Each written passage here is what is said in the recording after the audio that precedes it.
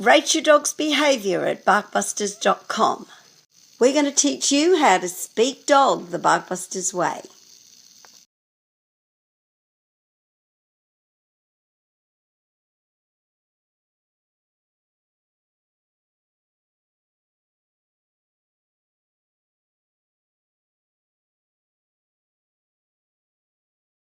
Well, I do a real generalized talks on animal behavior, farm animals, dogs, veterinary students, many different kinds of people.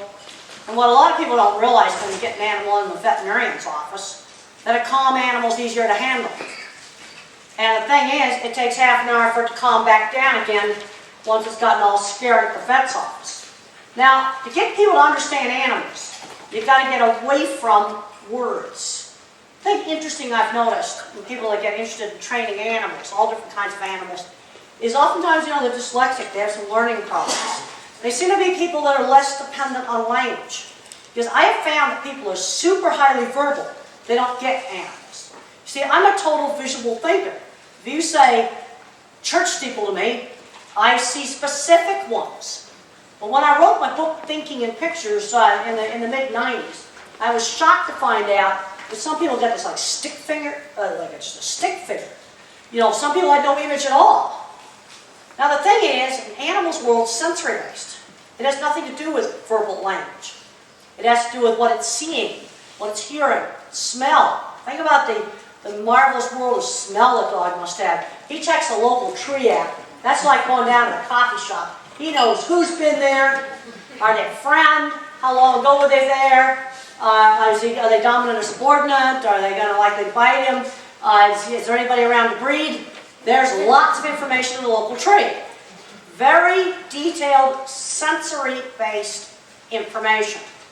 It's not a verbal-based world, and dogs have all kinds of body language. Hackles are up, you know what that means. You got a nice, relaxed, open mouth, lovely and relaxed, and it's a little bit tight shut. It's not so relaxed. And animals pick up on those sort of things. Now, I'm a total visual thinker, and people ask me, what's visual thinking? Every thought is a picture. And the HBO movie did a wonderful job of showing how my visual thinking mind works. There's a scene in the HBO movie where the word horse is said. And I see a whole lot of specific horses. I see a whole lot of specific shoes. See, the other thing is, my thinking, animal thinking, is bottom-up thinking. See, people that tend to be more sensory-based are bottom-up thinking. In order to form a concept, that concept's made out of specific examples, rather than having a verbal concept and trying to shove all the data into it. It's bottom-up thinking. That's why you got to train the dog to sit in many different places. Because if you only train the dog to sit in your living room, you might think it only applies to the living room. You've got to show them it's many different places. To understand animals, you just have got to get away from verbal language. Interesting thing, some autistic kids are echolalic. Boy, they'll memorize all these YouTube videos, yakking out all these TV commercials. And the thing is, they don't know what the words mean, but they think the tone of voice is the communication. Think about how animals communicate. I didn't pick up little eye signals to get off of people. Animals' body posture things are a little more obvious sometimes than eye signals than people. But the one subtle signal I did pick up was tone of voice. If I thought one of my clients was mad at me, didn't like something I designed or something I did in his place, I'd call him up and make sure he didn't have that little whine in his voice. There was this little tiny whine, and if I heard that in the voice, then I knew maybe he didn't have a happy client. Maybe he'd have to do some stuff to get that client happy. But that is subtle, tonal things. Now there's evidence in the brain that language covers up verbal thinking because of the type of Alzheimer's, whereas the frontal cortex is trashed, the language parts of the brain get wrecked. Art like this will come out as somebody that had no previous interest in art. Maybe a stockbroker, maybe it was somebody who put stereos in cars, never did any artwork before. And then after another 4 or 5 years, the brain's trashed completely. But this picture was done by an Alzheimer's patient, and you can see the reference there. It was published in the Journal of Neurology. Now, Livestock, look at the ears. See the horse and the ear on each other, and the other ear's on me. one of the things I try to train the students is I want them to get more aware of what's the posture of the animal. Is the whole butt of the dog wiggling? Obviously it's happy. Well, the tail's just up, just a little stiff. Well, that's not so happy. In cattle, if you see the whites of their eyes, the horses, you see the whites of their eyes, that animal's getting scared. And you get some of that in dogs too. And Patricia McConnell talks about, primates. This is a lovey-dovey. Across the shoulder is not lovey-dovey in dogs. So you go on Google Pictures and you type in children hugging dogs. And they're doing it across the shoulder, all those mouths are clamped shut. You don't see those nice, happy open mouths unless they squeeze them down here. Then you're off the fixed action pattern. Because the fixed action patterns tend to be pretty specific. Look at how that animal's looking at that sunbeam. Some of the very first work that I did with livestock, I was aware of all the little things that tend to scare them. I'd always get asked, do the cattle know they're going to get slaughtered? Well, I had to answer that early in my career, so I went over to the local Swift plant, watched the cattle go up the chute, and they were afraid of a shadow. If it was too dark inside, they wouldn't want to go in. If there was a reflection on the floor, they wouldn't go in. They noticed all these little sensory things that people tend to not notice. And I've been talking about this for 35 years. People still are not taking this stuff out. They're not seeing it. It gets down to not seeing. And I have found that there's different kinds of thinking. I've gotten really, really interested in this. Some people like me thinking photorealistic pictures. Absolutely couldn't do algebra. Well, if you've got a kid who can't do algebra, jump to geometry. Lots of times they can do geometry. Another kind of mind is the mathematics mind. This is the little fourth graders, little math geniuses. You need to let them do the high school math book, can't read. Then you've got the verbal kind of thinkers. There really are different kinds of minds. You don't think everybody's the same. I dug up scientific research that shows that that's just definitely not the case. There are definitely different sorts of thinking, and people that are good at working with animals often tend to be the real visual thinkers. Because when you're trying to solve a behavior problem, you ask a lot of questions. You've got to visualize in your mind what the dog's doing. If somebody comes up to you and says, my dog's berserk, you don't have any idea what that means. Well, is he berserk with happiness when you come home? Or is he biting somebody's head off? That might be both called berserk. Because the normal human mind tends to drop out details. When you think in words, you drop out details. You overgeneralize. Let's look at something where you have the most obvious is the least obvious. Japanese nuclear power plant. Doesn't seem too wise when you have a nuclear power plant next to the ocean to put your very vital emergency generators that run the very vital pump that keeps it from blowing up in the basement. Everything was in the basement.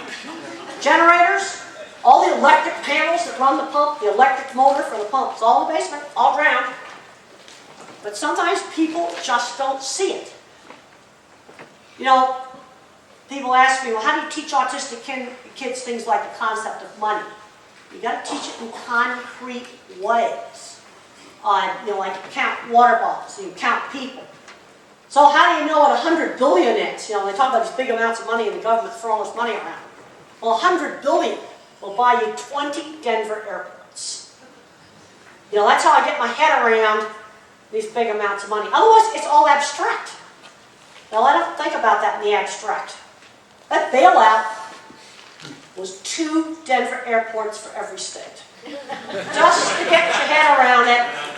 Okay. Now, here's a little chain hanging down in the chute.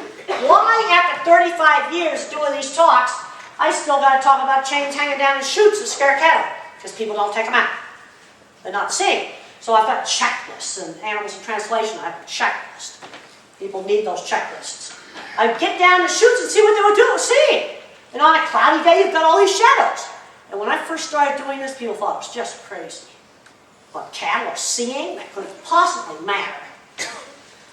Now, to form a concept, I have to sort information into little files in the brain. This is a picture a young boy sent to me, and he's sorting cats and dogs into files in his brain. There actually is neuroscience evidence that shows the brain makes up file folders. Man on a horse, man on the ground. The horse perceives that as 2 different things. You see, it's a different feeling, it's a different picture. See, animal thinking is much more specific. Okay, let's say the horse was abused by the horseshoer. Then he may be really bad for everything on the ground, but good for riding. Let's say he was abused by a rider, then he'd be fine for stuff on the ground. And with very high-strung nervous animals, and I did hear a little bit of the previous speaker, and you talked about animal personality. Yes, there is animal personality. Some are really high fear. Some are real high separation anxiety. Separation anxiety is a separate genetic trait from fear. And you have an animal that's been badly abused, you can get a fear memory that's very hard to get rid of. On the leash, off the leash. The animal treats that as two different file folders. Maybe when I'm on the leash, I protect my owner. When I'm off, I can go play. There's an interesting book that's going to be coming out in the U.S. called Sophie. It's about a little Australian blue heeler that fell off a boat, swam to an island, survived on an island for 5 months as a feral dog, and then went back to her family. And she immediately became the family pet again. Except in one situation that took her back to the file folder of being feral. Raw meat. If she was given raw meat, she went right back to the feral file folder. Give little dog treats that don't look like raw meat, she was the family pet. Now here's a horse that was scared to death of black cowboy hats because somebody threw alcohol in his eyes when they were doing a veterinary procedure, and black hats were terrible, white hats were good. And I put the hat on the ground, it was less scary. But then the closer the hat came up to my head, the more scary it got. You see, these fear memories can generalize in a very specific way. My designer, Mark Deasing, had a little red dog that looked like a dingo. It was called an American red dog. And she got deathly afraid of hot air balloons. Man, a hot air balloon, man, she'd just be running and hide under the bed. Because one day one of those had revved up over the house. Then she started getting afraid of rather weird things around town. It's a very high-strung dog. Boy, was a little huntress. Boy, she just got killed things. She got scared of street lights. She got scared of a gasoline tanker when it went up over the top of the hill on the freeway. So I got to thinking, what's a gas tanker and a street light? I go, wait a minute, maybe she's afraid of round things. But then I got to thinking of other places where she saw round things. See, again, I'm thinking very specific here. There was a round light at the pizza parlor. That didn't bother her. How about the stoplights? They didn't bother her. Then I got to thinking the pizza light was white and round against a brick wall, and the stoplights was round against this black panel. But the gasoline tanker, as it went over the top of the hill, was round against the sky, and street lights were round against the sky. So the category that got scared was round against the sky. So you've got a little bit of generalization there, in a real visually specific way. Well, I think if I had presented this horse with that black purse, and the thing I'm kicking myself is I actually had a purse just like that in the car. I had to spend an hour on purse websites to try to find that. Pretty sure that he would have been afraid of that. And maybe that black neck color, too. Something that kind of is the same size. Dogs will often get afraid of the place they were hit by a car, because that's what they were looking at the instant they got hit. Animals don't have as much association cortex, and so the dog maybe learned the car did it. It might have to happen several times, and by that time he's going to be dead. But if a car hit him from behind, and he was looking at the fire hydrant, he might get scared of the fire hydrant. A horse may be fine with one type of bit, but really bad with another type of bit. That's going to be a feeling picture. But usually, fear memories in dogs, it's either something they see or something they hear. They know the voice of the good and bad person. Like men are bad, ladies are good. A lot of dogs have that. Because unfortunately, it's the old man that throws a dog down the stairs or does something awful to it. Or maybe the dog's afraid of Nike shoes. Because what do you think it was looking at when it had the you-know-what beaten out of it? It would have been looking at the shoes. You know, and you can get maybe a horse that was afraid of long, straight things. Well, that's a really awful kind of bit. They shouldn't even sell those. Found that picture on the internet. But if a horse is abused with this, then he's going to get afraid of all jointed bits. You know, maybe you use some other type of bit, he's not going to be afraid of it. You want to hold these different bits in your hand and see how they feel different.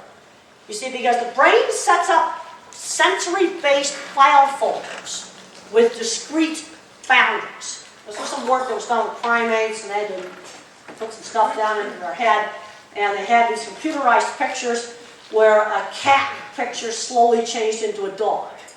And the brain would go dog, dog, dog, dog, dog, and then it would go cat. Made a distinct boundary. And these were not photorealistic pictures. They looked like dog and cat sculptures.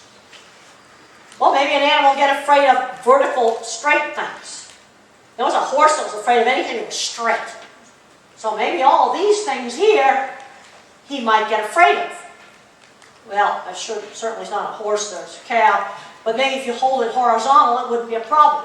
What I'm trying to show you is that sometimes these fear memories are pretty specific. Another horse was afraid of naked white saddle pads, but if you put tack on top, it was just fine. That's something I could probably take out of his world. Problem is I can't get rid of all the black hats. And if you have a real high-strung animal, it sometimes can be very difficult getting rid of the fear memories, especially if your animal is genetically really high fear. Now, as a species, horses are more high fear than dogs.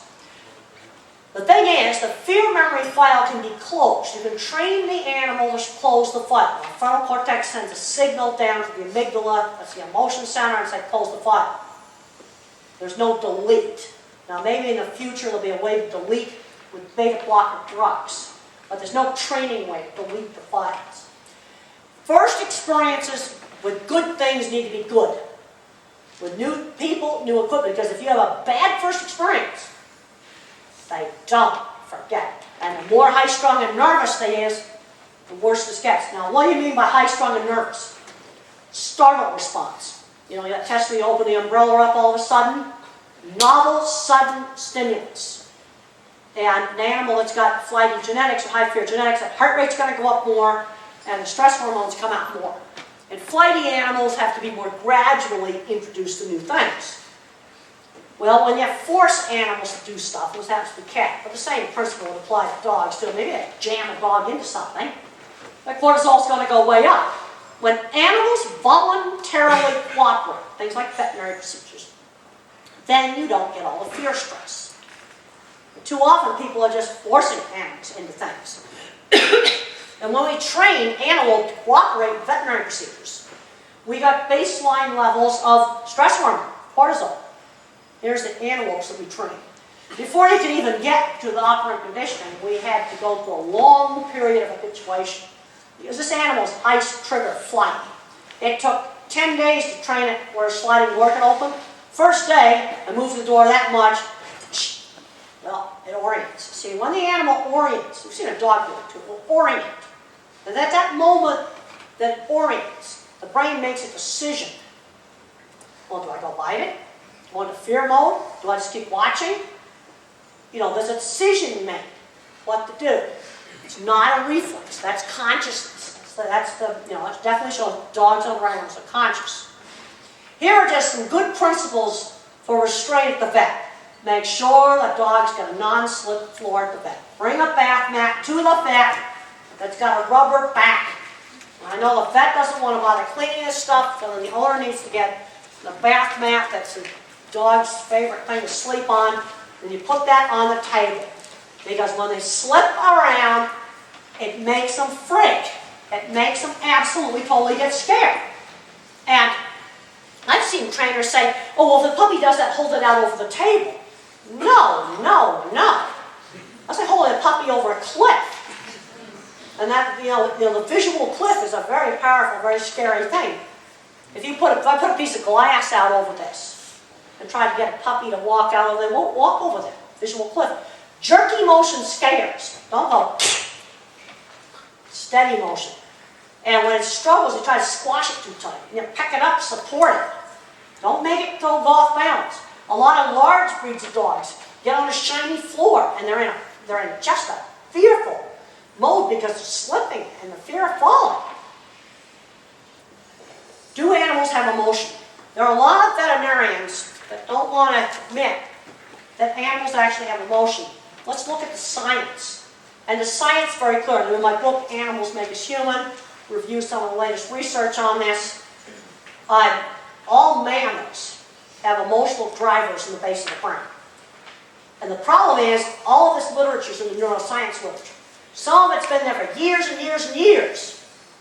But I got an email last week from a veterinarian that said, well, we can't write something in the vet journal that there's an emotional state of an animal. This is last week I got this. They don't really have an emotional state. Well, that's just totally stupid. Because the neuroscience is very, very clear. But the emotions are going to be simple. And maybe hooked up to different fixed action patterns. Because this is lovey-dovey in primates. It's not lovey-dovey in dogs. Because it's wired to a different emotional system. Let's look at some things that just prove that emotions are similar. Prozac does work on dogs. The neurotransmitters are the same.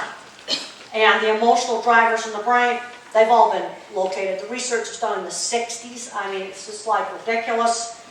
But it's going to be simpler. Because there's one huge difference between a dog brain and our brain. Cortex. Pure computer power. We've got a bigger computer up here, which makes things more complex. Dog emotions are more in the present. Growling 1 minute, wagging its tail the next minute. It doesn't hold a grudge quite the same way. And it's only going to be fearful of the black cat when the black cat's presented. It's not going to be thinking about, well, maybe a black cat might come around a month from now. You see, because that requires a whole lot of association cortex. Well, our whole frontal cortex, there's no memories in here. Like from here forward in the brain, there's no memories. There's no emotional drivers. There's no motor programs. There's no life support. It's pure association. It associates everything to everything else. But that's just the raw computer power. Okay, Jack Panskep came out with some of the first studies on the emotional systems. Fear. It's very well documented that animals feel fear. Hundreds of papers, hundreds and hundreds of journal articles. Then you have anger. Anger is different than fear. And people are always mixing up fear and anger. And the original experiments done with rage were done in the 60s when I was going to college. And they put an electrode down in a cat's thalamus, and it went into a rage. And they would call it sham rage, or fake rage. Well, it wasn't fake. Because they did another experiment that showed that when you stimulate the thalamus, that this cat would attack a stuffed rat. But it didn't attack styrofoam blocks that were the same size as rats. So I don't think it was fake rage. Separation anxiety. Paxson calls it panic. I actually hate this term because it gets mixed up with fear. I'd rather use separation anxiety or separation distress. But the research is very clear. Fear and separation distress, or as the French scientists call it, social reinstatement, all means the same thing, are separate traits. Because you can actually breed animals.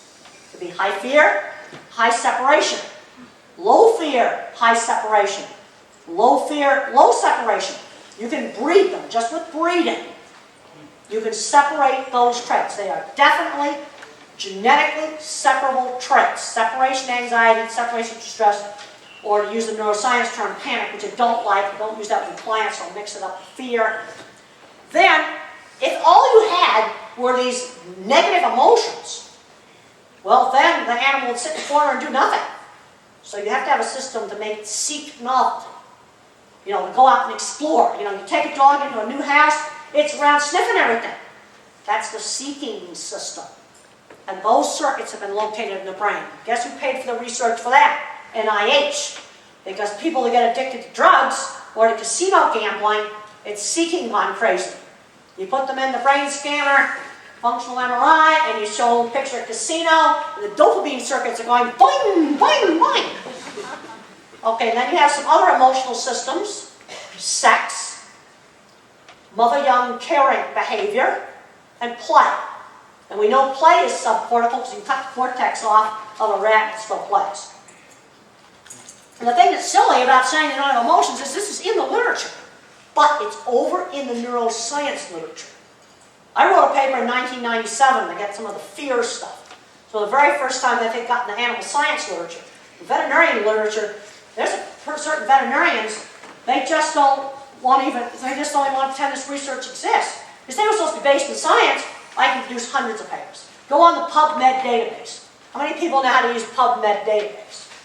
Well, you need to learn how to use it. PUBMED. Great for veterinary stuff. Or Google Scholar. All you do is type Google Scholar in Google. Gets you into a lot of scientific stuff. You can find this stuff. Now, this is not in Animals Make Us Human because this is brand new research. And there's a switch in the brain that controls seeking and fear. It can either go into fear mode or seek mode. It's called the nucleus accumbens. And the animal will either approach something or get afraid of it. It can switch. Now, genetics has a big effect on this, but another thing that affects this is if it's abused when it's a baby. If you abuse puppies or you abuse little babies, you can tilt this switch more towards fear. You know, that's why abused dogs are so fearful. I put a clipboard out here, did this back in 1998, the cat will come up to it. The wind blows the paper, the cat will run away. And we used to call this curiously afraid. And I'd watch this behavior and I go, it's like a switch. Now back in 1998 when I did this, the research by Behrens on the nucleus accumbens hadn't been done yet. Didn't know about that. And, but it is a switch. And some of you may have had an experience with this. I was on the freeway driving home, minding my own business, right-hand lane. This idiot passes me with a little load trailer and a big board about this long, slides off his trailer, coming across the highway like this. I locked onto it like a fighter jet. My visual perception slowed. The board's floating about an inch above the highway. I move over, locked on, just as calm as I could be, seeking mode, go across the rumble strip, and I straddle the board. I do perfect driving. Then the switch flipped, heart pounding out, swear words coming out. And I talked to quite a lot of people about this. Another lady told me the same thing happened to her, except there was a car hood that came off a truck carrying wrecked cars. Okay, see how that animal orients? Look at those ears, one on the forest, one on the camera. It's oriented. Makes a decision. Fear mode, seek. Maybe the dog might decide to attack. But you see, it's not a reflex. Because it orients.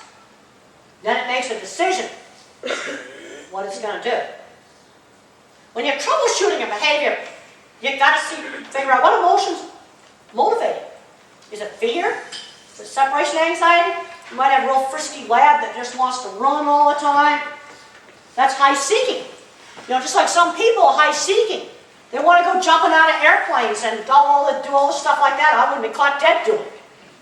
They're high, dopamine junkies. What's motivating? Should the owner be present at the vet?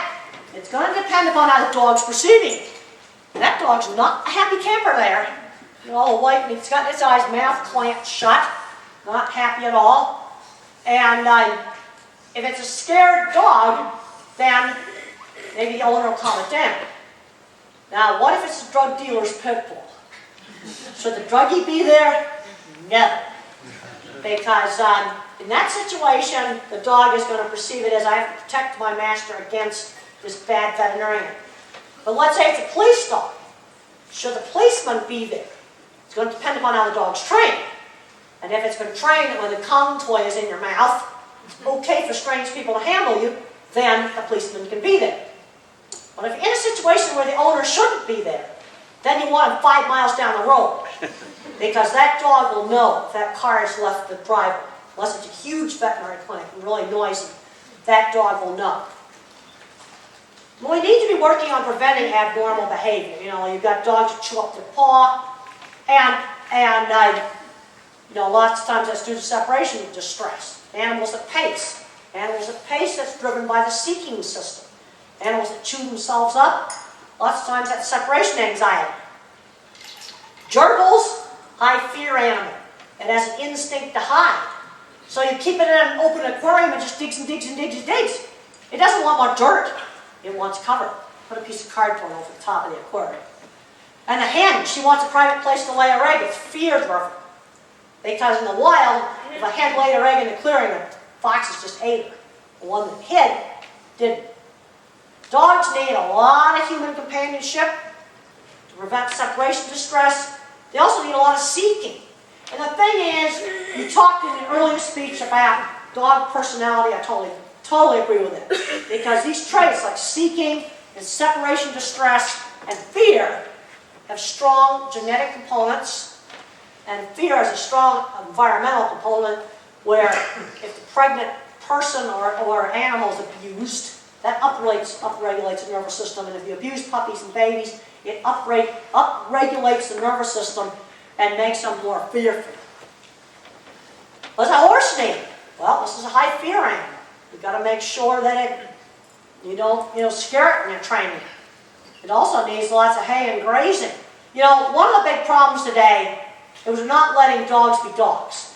When I was a child, in the 50s, all the dogs ran free. The downside was a lot of car accidents. But the upside was like no behavior problems. We just didn't have it. Because all the puppies got socialized, all the dogs got socialized to toddlers. So you got to think about it. A little toddler is a different picture than a grown-up. And I want those puppies to learn that they are people too. Because one with a high prey drive seeking, I don't want them thinking that toddlers are something to kill. That would be really bad. You want them to learn that they are people too. Now, the other thing we didn't have in the 50s was people breeding dogs deliberately for vicious traits. Like breeding for a lot of high prey drive, breeding for high territory, mixing different breeds together and just deliberately accentuating aggressive traits. We have that problem that we didn't have when I was a kid. What does a polar bear need? They need lots of stuff to do because they're a seeker. What do they do out in the wild? Walk. Miles and miles and miles and miles. Now, animals reared by themselves often have a lot of really horrendous behavior problems. Dogs reared by themselves, cattle reared by themselves, horses reared by themselves. Fight other animals. Fight them really nasty. Because they never learn any give and take of social behavior. And then with bulls, they get really dangerous because if you rear the bull by himself, he gets imprinted to people and thinks he's a person. So when he gets sexually mature, and the instinctual behavior patterns start to attack people because he views people as rivals. Now, that's not usually a problem with dogs, but it is a problem with bulls. Animals need to be reared in social groups. They need to learn that they're dog, learn that they're cat. And I see people getting away from that. I just saw an ad the other day for all these little outfits you could put on your dog. It's like, oh, give crap. And I think I want to just talk a little bit about a few things I'm doing with livestock. And I'm not going to show you any gross slaughter pictures, don't worry. But when I first started out working with livestock, I thought I could fix everything with equipment. I have found that people want the thing more than they want the management. The magic piece of equipment. Well, that's going to be really helpful, but you've got to have the management go along with it. And I found in getting people to do good cattle handling, and you probably find get people to keep the dog trained, they don't put in the effort, to keep doing it. I have found that about 20% of people, you teach them how to do something, it stays with them. And there's others where it doesn't. And so I've been working with the big slaughter plants on managing and measuring handling. Like Swift and Cargill now have video cameras monitored by third-party auditors to make sure that they're doing things right, because when the back is turned, the electric prods come out, things like that. You manage things that you measure. And I want to talk a little bit about bad becoming normal. I am absolutely appalled at some of the problems we've got now with dogs, where they are so messed up. We got bulldogs that can't breathe, they can't walk, they can't have their babies naturally. They say that's a breed standard. Well, they just keep breeding more and more and more extreme stuff. Well, I think an animal has to be structurally sound. Where we were talking about this cocker rage. That's actually psychomotor epilepsy. That's called brain defect. You shouldn't be breeding it. And some of these dogs, these blue-eyed dogs, they're real pale, there's no pigment in their mouth. They have vision problems, deafness problems. We shouldn't be breeding animals that have these kind of problems. And we have some of these similar problems in farm animals. Dairy calves that get lame only live for about 2 years of milking. because they push for more and more milking. Now you can't hardly breed the dairy cow.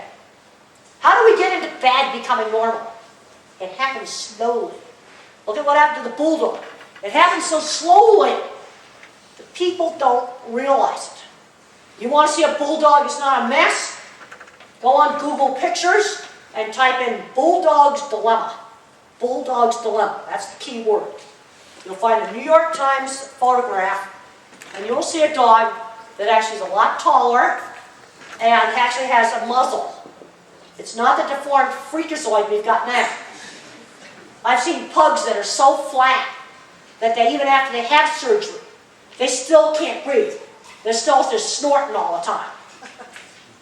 And people think that's cute. I don't think it's cute. I think it's deformed freakazoid. And I'm just really kind of appalled how those kind of problems are getting worse and worse. And I think what I want to do now is we're going to just open it up for a bunch of questions. Okay? Oh, we want to get the mic over there so that the recorder will get it? I was reading your description of the squeeze box. Yep. And for horses, the grain box. Right. And in those, with the horses with the grain box, you were saying that the effects lasted about 30 minutes. That's right. Do you have any information on dogs? Well, actually, there's a paper that? by Nancy Williams is referenced in Animals Make Us Human, where she put vicious Great Danes in a box full of grain. And then after she got them in the box full of grain with their head sticking out, she'd present another dog with a better hold. But it actually calmed them down enough to where they, these are dogs that are rear alone, a lot of problems. There's also those anxiety wraps and things like that for thunderstorms. Now these pressure things, the effect only lasts about 20 minutes. 20 minutes. So you've got to put it on right when the storm's coming. You can't just put that stuff on and leave it on. That's going to get horribly uncomfortable. And you have the same principle when you use things like weighted vests with autistic kids. You might put that on for 15 or 20 minutes when we're doing the math homework. We really want him to concentrate. Then you got to get it off for a while. Deep pressure is common. Tickle touches, if you do little tickle touches, they're alerted. Also, don't pat animals. Stroke them. Stroke them. No, don't do that. Stroke them. Stroke them. Make it feel like mother's tongue. I've had a lot of people tell me that their relationship with their dog really improved when they stopped patting, they started just doing firm strokes. Cool. Okay.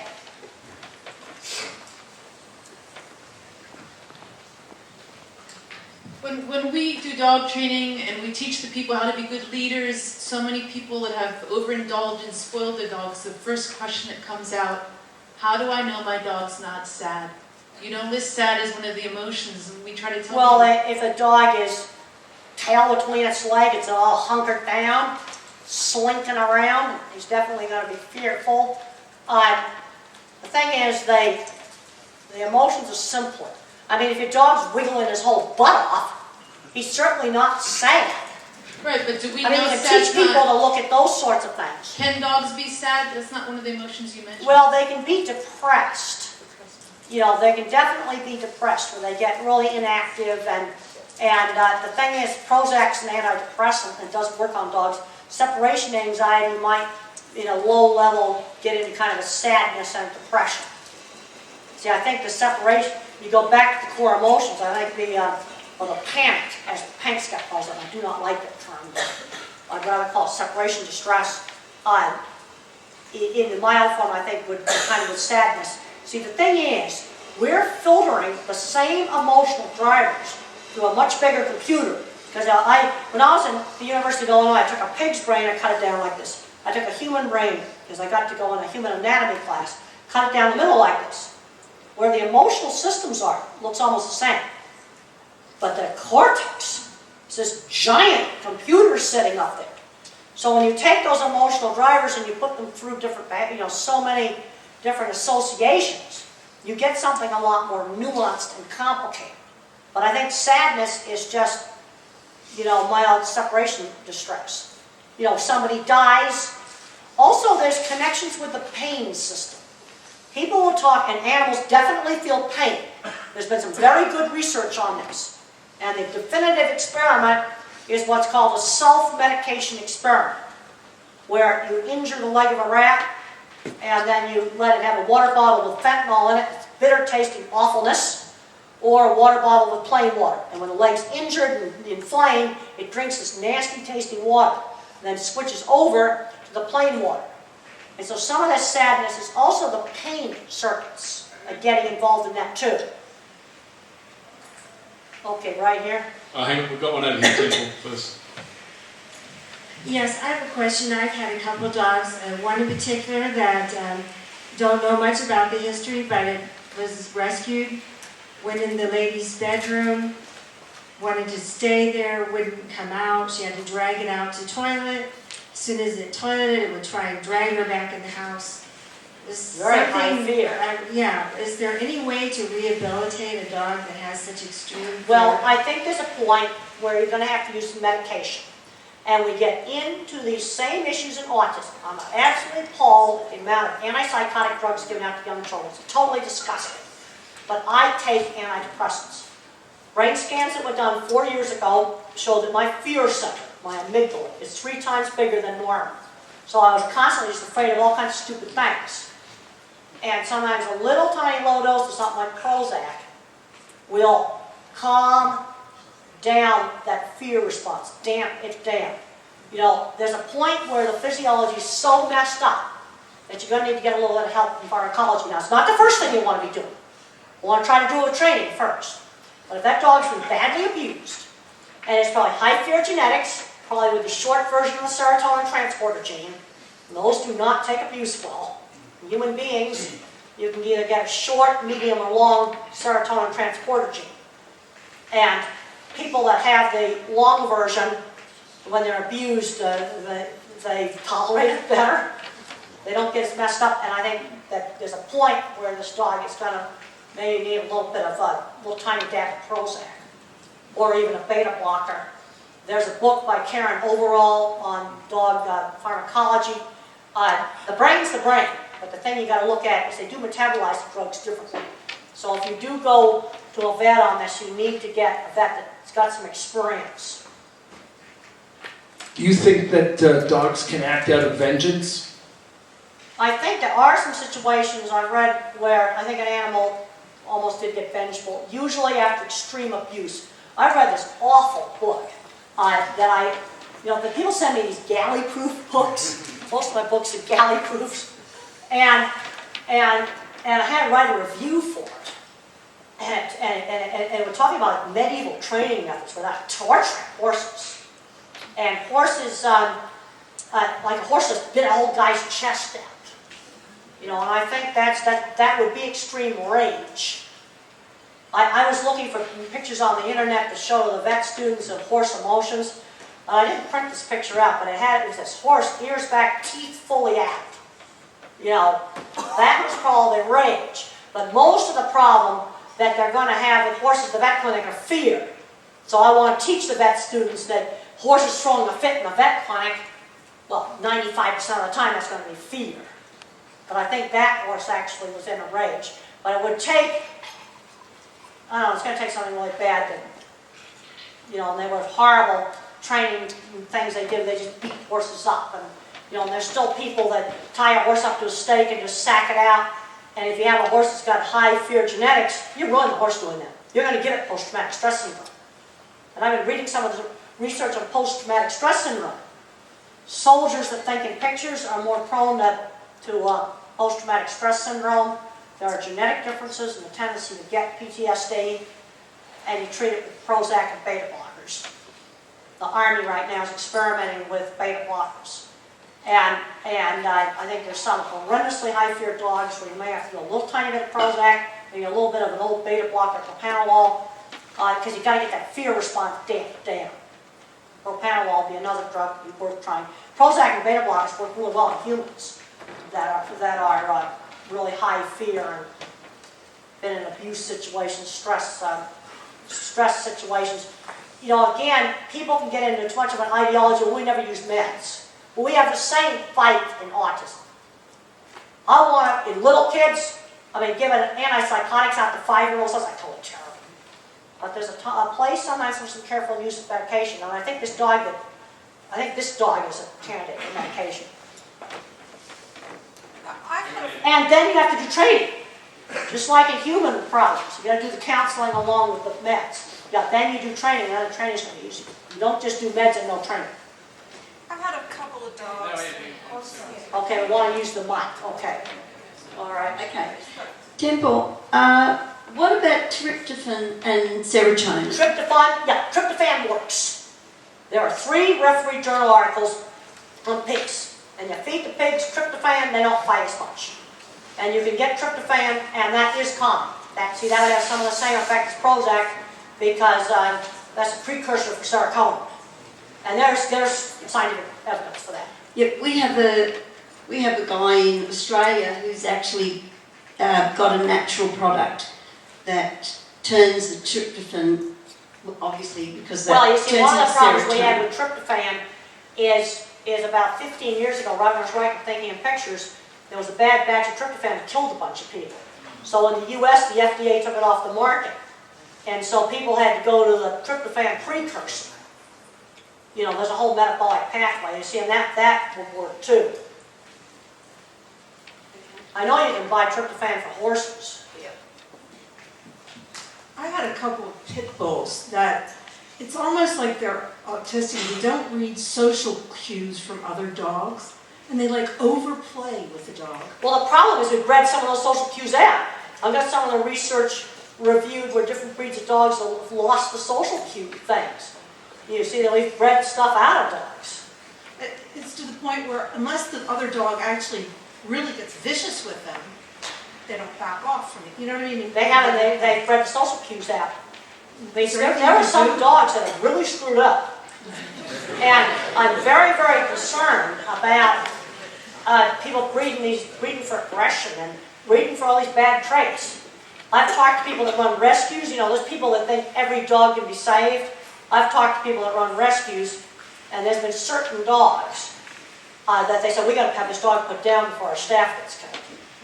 This is not aggression, really. Yeah, It just plays overplay, cheap. and it doesn't get. I've had 2 of them. They don't take social cues from the owner either. We teach them how to correct the dog with a little audible pop, and they like just whatever.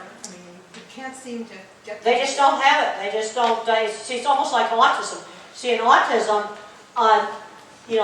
most children learn all the little eye signals and all the little social cues. Where the autistic kid doesn't pick that up, they have to be taught. They just have to be taught. The person's rolling their eyes, someone's sitting there, putting their arms like this. They're probably been yakking, for way too long. They just have to be taught. Okay, over there. Okay. Temple, for dogs that are weaned off too early from the mom and the proprioceptive mapping doesn't get complete with the pack or the litter mates and the mom, is there any research that you can point us to on how we can then replace some of that because of the aggression and bite inhibition and things that we see? Well, they haven't learned bite inhibition. That has to be learned. You see, like singleton dogs. Tricia McConnell's wrote a lot of singleton puppies having a lot of problems. See, animals have got to learn the give and take of social behavior. So about the only thing you could do is get a slightly larger, extremely well-socialized dog and let them teach those puppies some manners. And there's going to be some skirmishes because it's the only way they're going to be taught. You see that there's things that dogs have to teach each other. When I was a child, new puppy came in there. It just got trained by the other dogs in the neighborhood.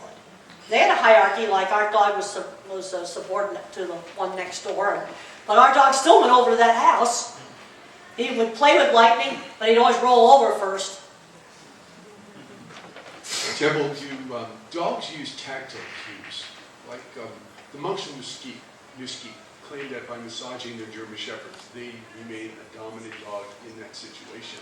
You massage German Shepherds instead of make them dominant? No, make them more submissive. Well, you see Do that... dogs use cues like licking each other, grooming one another, that determines their hierarchy? Well, they determine their hierarchy and they have some skirmishes. And But see, the without- reason why animals have hierarchies, especially animals with big teeth, is it prevents the animals from tearing each other all up. You know, okay, you're now dominant, I'll be subordinate to you. That thing across the back, you know, you have fixed action patterns. You know, when the dog does the play bow, that's a fixed action pattern for play. The butt's wiggling, fixed action pattern for happy. This business across the shoulder, which conflicts with the natural human being hugging thing. It's amazing how well dogs tolerate it, even though they don't really like it. And then, you see, you have dogs that rear alone. Animals reared by themselves often fight other animals in the most nasty manner. I've seen it in horses, cattle, and in dogs. In multiple dog households, many times the dominant dog is licking or grooming what would be the subordinate dog. Well, they just like to get along. And the other Good thing answer. is licking and grooming is a different emotional driver than what would be driving the dominance. Yes.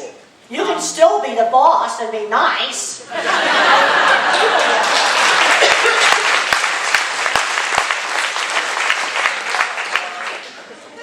We learn quite a bit about how dogs run on adrenaline more, become adrenalized, and I was... When they get aroused.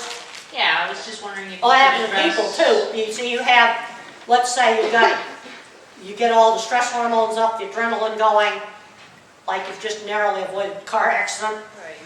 It takes half an hour to calm back down. You know, let's say the dog's had an absolute fear experience at the vet. It takes half an hour for the physiology to go back to normal. Does it build on for those kinds of dogs if they're re-adrenalized by that same fear? Well, yeah, let's say this particular vet office, you just start driving in a gate and the dog's having a fear reaction, I'd be inclined to get a different veterinarian. Because you just have got too many fear memories at that point. Then you got to figure out what scared him. Because he's afraid of white coats, then maybe I'd like to just get the white coat off. Or we maybe slips and slides on the table and I put a mat on the table, that fixes that. And I can understand a vet not wanting him on the floor, his back's going to break. Especially an older vet, his back is just going to break. I just can't get down on the floor the way I used to. You see, the fear will be something specific. It might be the smell of the anesthetic. It might be seeing that table, seeing a white coat. They might be what the front office looks like. You just don't know. You see, you've got to think about what was the dog looking at or hearing right at the moment the really bad thing happened that scared him. Like, let's say, slip sliding around on the table. Maybe it was looking at a bright green and white striped scrub outfit. So then you get rid of that scrub outfit. Wear a different one. It tends to be those kind of specific things. And if the fear memory is really bad, if I can remove the thing they're afraid of. Now, the other things you can do is, gradually try to desensitize to it. Like separation anxiety, you gradually try to get them to tolerate longer and longer time alone. Try to desensitize it. The problem you have with fear memories, especially in a very high-strung, high-fear genetics, or dogs that are badly abused, is it's very difficult for the brain to keep that file folder closed. And they have a nasty habit of popping back open, unless you're right there with them. And as far as the vet goes, there's a lot of veterinarians around. I just would go to another vet with a totally different looking office and try to, let's have this be nice, and we're going to just do treats here first and make this a nice place, because it's not the little shot that the dog's getting scared of. It's things like fear of falling, grabbed really hard, yelled at, things like that. Dr. Grandin, there are many puppy socialization classes that people have, and would you think that it would be better for the puppies to be with older dogs in an ideal world, because they're not going to learn that much? Oh, I think as they need some to other get contact puppies? with older dogs, and then everybody gets worried about the diseases. You see, that we get into real conflict in the veterinary community sort of the biosecurity and the diseases versus the socialization. And I think we need to get some balance here, and I think puppies do need to have learn from older dogs. And I want to see puppies getting introduced to toddlers. Let's take them over to the daycare center. Don't let the kids maul it. Let's make sure it's a really nice, good experience for the puppy, because they've got to learn they're people too. Because this high will not be in the people file unless the puppy's trained to that. That's real, real, real important. And there's been some of the most awful things with the dog attacks. There's been like more than one attack at kids. I have two quick questions. Number one, comment on compulsive behavior with dogs, obsessive compulsive behavior. Is that a term you use in science? And number two, you can get OCD behavior in dogs, and antidepressant drugs will respond to antidepressant drugs. Okay, you have things like a lick in the leg. That responds to antidepressants. That's separation distress. And you also work on just trying to desensitize it. We had a dog, our dog that ran loose when I was a child. It never licked its leg. But where we went in the summer, the dogs were not allowed on the beach. So for 3 hours a day, it was tied up. Just for 3 hours a day. The rest of the time it ran loose. And during those 3 hours a day it was tied up so it wouldn't go to the beach. It licked its leg. Never did that at any other time. A golden retriever dog, and then we had to bandage it and keep it bandaged until it healed. Yeah, that is OCD. Dogs can get OCD. You can actually look that up on the PubMed database, and they sell the drug clomipramine, which is an antidepressant sold as Clomicom for dogs. okay, the next question was, do you agree with a lot of information that the critical imprint period for socialization with both humans and dogs is 9 to 12 weeks? Well, there are critical periods. In the wolf, it's even earlier, and if you don't imprint wolf puppies, really, it's best to follow those imprint things. There are areas of brain plasticity, especially with cats. You have the feral cats that were under the house, and you can tame them down, but it's never like they were imprinted. There are some critical periods. Now, the thing is, we're doing so many weird things to dogs genetically, you might be able to breed some of that stuff out. As we're getting, these weird bulldogs, and I don't like where we're going genetically. We've got people breeding these labradoodles, and if you want to have a labradoodle, let's have the F1 cross. In other words, where you've got the golden retriever and the poodle parents. That would be a good dog. But the reason why a lot of the breeders aren't using the F1 cross is they're not all hypoallergenic. They don't all get the poodle hair trait that makes them good for kids with allergies. But in terms of being good for dog genetics, I'd much rather have labradoodles not become a breed. Because what I'm worried about is a really disgustingly narrow gene pool, where they'll be breeding those labradoodles from such a narrow gene pool that we're going to have trouble. I'd rather use the F1 cross. Okay, Dr. Temple, I have a couple clients that have labs. We think they're lab crosses. They look like Labradors. They're lab what crosses? Just lab crosses. Just unknown lab crosses. Unknown lab crosses. Okay. They've raised them from puppies, 2 separate families. These dogs are such, I'm going to use the terminology you used, high-seeking energy. These are the ball cuckoo dogs where you can't throw them Not in. ball cuckoo. Ball cuckoo, yes, but I mean in their house, they just don't stop. There's not a downtime unless they command them. They're high energy. They're like kids with ADHD. That's probably a genetic thing. They're just extremely high energy. They're going to need a ton of exercise. Okay. And when you're dealing with kids with autism, exercise is really important. If I don't do my 100 sit-ups every night, I can't sleep. Some labs, you can get those heavy set kind of labs. Yeah. They're content to lay around and be a good wheelchair, service dog. But the others, the skinny, lanky labs, a lot of them are just real high energy. Well, they're high energy and they're going to need a ton of exercise. High energy. If these people work 8-hour days, is there? I think maybe it needs to go somewhere where doggy daycare, or maybe it needs to go over to some neighbors that can take it out in a field and throw the frisbee for it. It needs to go somewhere. during the day when the people are at work where I can get the energy run out of it. Like Mother used to say to me when I was a kid, go outside and run the energy out of it. And there are certain dogs that need 20 to 30 minutes a day of hard frisbee throwing and really exercise them. And I think that's a dog that's not going to do well locked up in the house all day. Dr. Temple, just here. I don't feel No, just here. I can't, you see, I can't tell where the sound's coming Okay. from. Sorry. Yeah, sorry about that. I can't tell. As we know, children have a lot of behavioural problems, and diet plays a lot of part in those behavioural problems. Such things as food colorings, soft drinks. Just too much sugar. is the Too biggest much sugar, problem. too many The carbohydrates. first thing we got to do is cut down 10 tons of sugar. Yeah. Because when I was a child, a Coke was only 6 ounces. The other thing is, cut down, you don't want to have Pop-Tarts and sweet rolls for breakfast. If I don't have some good animal protein for breakfast, I just get all hypoglycemic, kind of dizzy. And kids where the brains have some problems don't do well just eating all this carb junk for breakfast. And Do you think? first thing I want to do is I want to deal with that before I worry about the diet. Do you think that a lot of the pet food companies do put a lot of fillers into pet food? Well, actually, they don't put any. McDonald's hamburger is beef.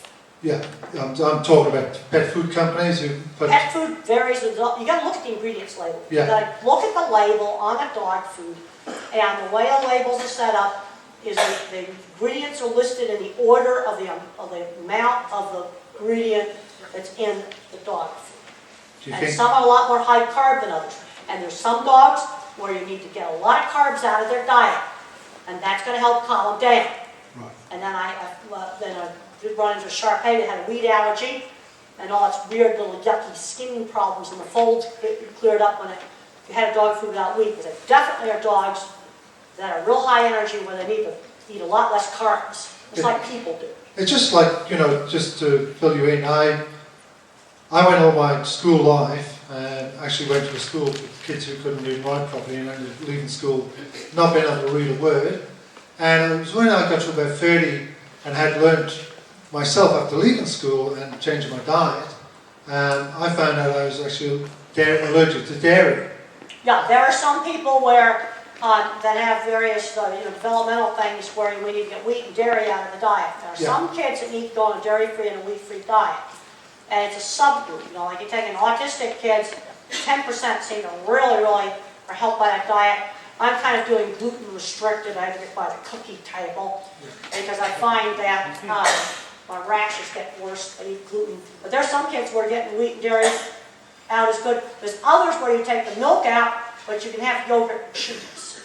So what I'm saying here, it can inhibit your learning as far as... Yeah, they can. There are some kids where taking that stuff out and taking sugar out really makes a big difference. So the correlation with dogs is probably the same.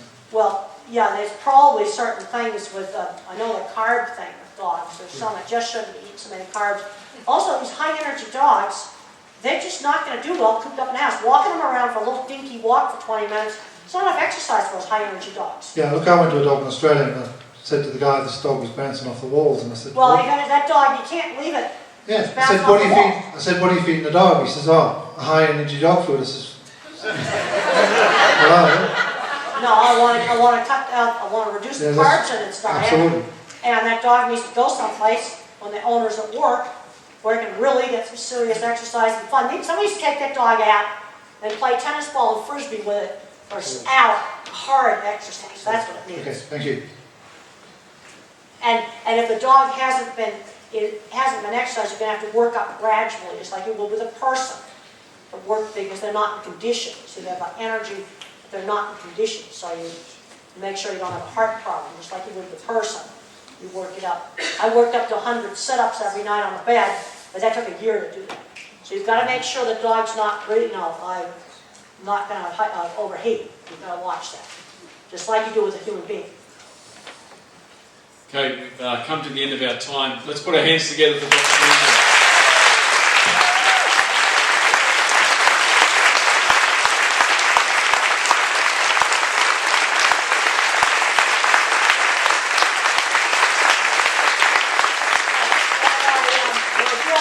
Dr. Barnes and Noble has come in with the books. I know some people have been interested in the movie The HBO movie can be purchased off of Amazon. Just use Temple Grandin as a keyword. Also can be purchased at templegrandin.com. And if you're from Australia, you've got to set your computer for region 1 to buy the DVD in the US. Thank you so much. Blockbusters.